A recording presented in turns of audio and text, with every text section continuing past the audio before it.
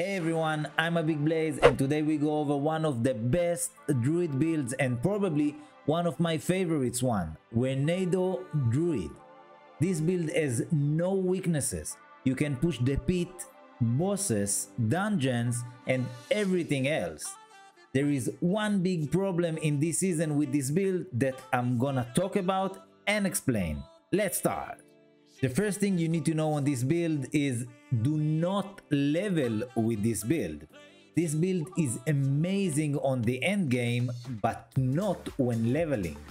It requires some specific gear and a mandatory unique, so the leveling experience is not fun. There is a few leveling builds for Druid that I can recommend and play. I suggest you go Pulverized Druid. So, how this build works? Basically, our main ability is Tornado and we empower our damage with our companion. We use Debilitating Roar to reduce damage taken by 70% and Trample can remove stuns and restore spirits. I'll explain more about the synergies in this build when I'll talk about the talent tree and gear, but one synergy that you should understand for our spirit management and defense is with the unique ring Hunter's Zenith. You can see in this clip how it works. Basically, when you kill enemy with Tornado, you can use Trample or Debilitating Roar without cooldown. We keep rotate between Tornado killing enemies and Ware skills to keep our spirit and defense up. Like I said, there is one big issue with this build and it's the spirit management. We solve this issue with a lot of ways to restore spirit like spirit per second, high crit chance and resource cost reduction. If you can get those with greater affix, it's the best. One more thing we can do to solve this problem is to use tempering to get chance for tornado projectiles to cast twice. With the combination of our Paragon board Lust for Carnage, we can get more spirit.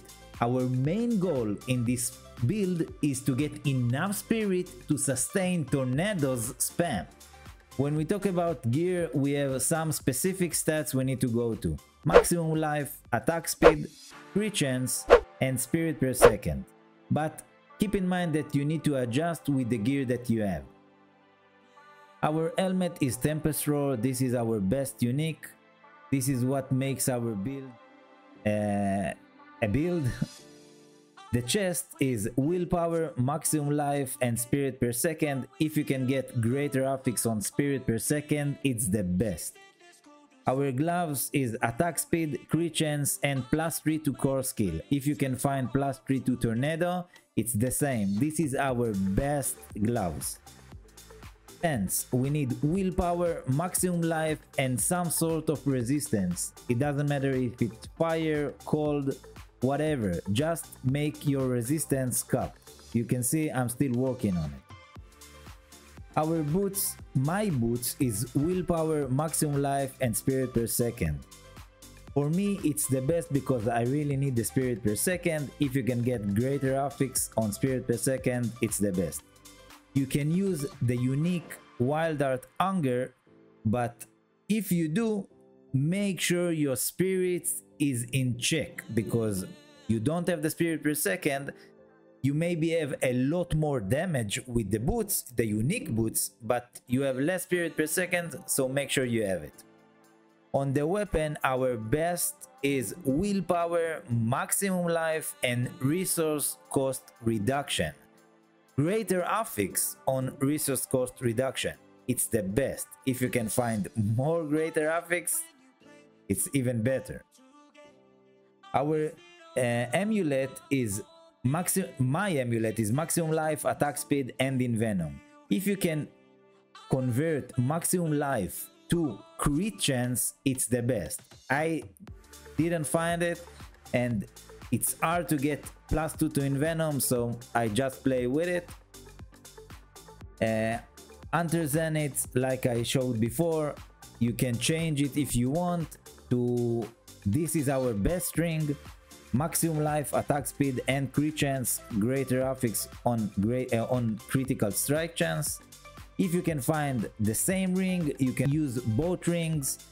Maybe use one ring with spirit per second or resource cost reduction to make your spirit management better. For spirit boons, we have some specific path, but you can change it if you want. We go wariness for 15% reduced damage from elite, iron feather for 14% maximum life, heavy and red for 30% critical strike damage, bolster for 15% fortify. When we use defensive skill, we use defensive skill with debilitating roar, and with Hunter Zenith we can reduce, we have no cooldown basically. And we go with masochistic for the crit. We have a lot of crit strike, so we get a lot of heals.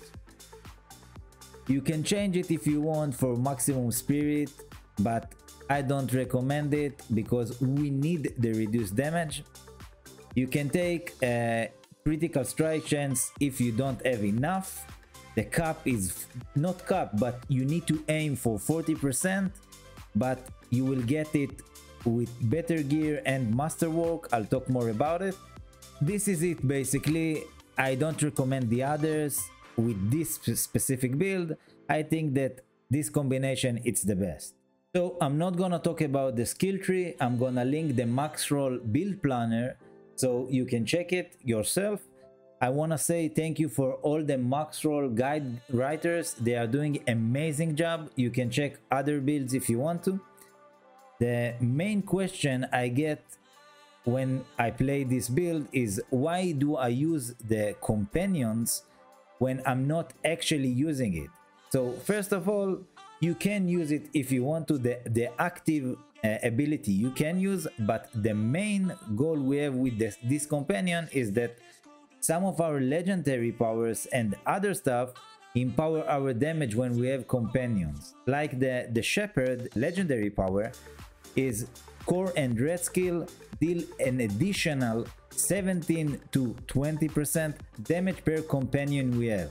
We have the wolf, we have the poison creeper, and we have the ravens. So this is what empower our damage, and this is why we use the companion in the skill tree.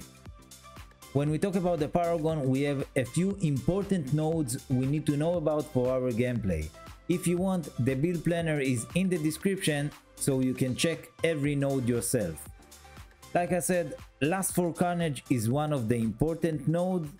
Critical strike with werewolf skills restore 2 spirits. This is really important for our damage, and this is why we need high amount of crit chance.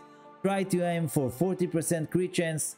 Keep in mind that we need few masterworks levels on our gear to get to this amount of crit chance, so keep work on it. The second important node is Thunderstruck.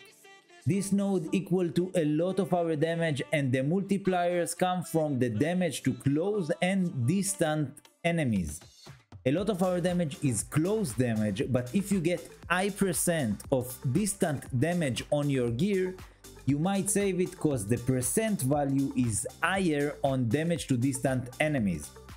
We still do distant damage to enemies, so this isn't a waste of a damage multiplier if you're out of temporal.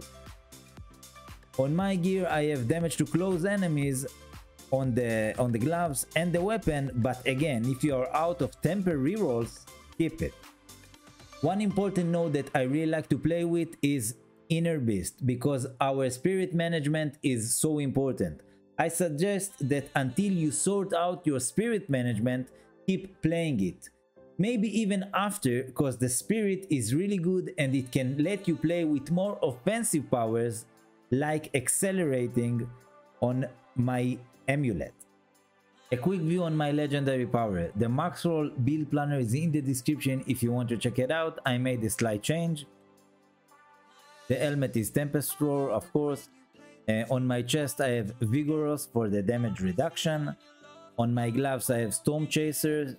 It's really important to max it. Tornado will seek up to 3. This is really important.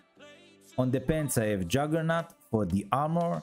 I have a slight above the armor cap, but it's fine with me. I think you need 9250, but if you have reduced physical damage taken at 85%, you are fine.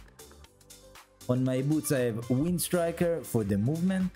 On the weapon I have Shepherd for more damage for each companion. On my amulet I have Accelerating, and this is the change. When you have high critical strike chance, you have more attack speed, but if you are using it, make sure you have a lot of spirit per second or spirit regeneration, because more attack speed is more tornado, it's more spirit waste.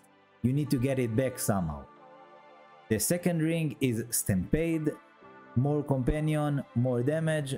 The first ring is Hunter Zenith, but if you are using a regular ring with these stats or maybe with the spirit per second, you maybe can use the changeling. You see, the change I made is I used to use this amulet with a changeling, but I changed it to Accelerating for more damage. Again, make sure you have enough spirit, but if you're using a regular ring, you can use the changeling. Let me know in the comments if you have any questions about this build. If you want, you can check my Twitch channel when I stream and ask me there, or just hang out with me. If you like this video, please subscribe to my channel, it helps me a lot. Thank you for watching, I'll see you in the next one. Peace.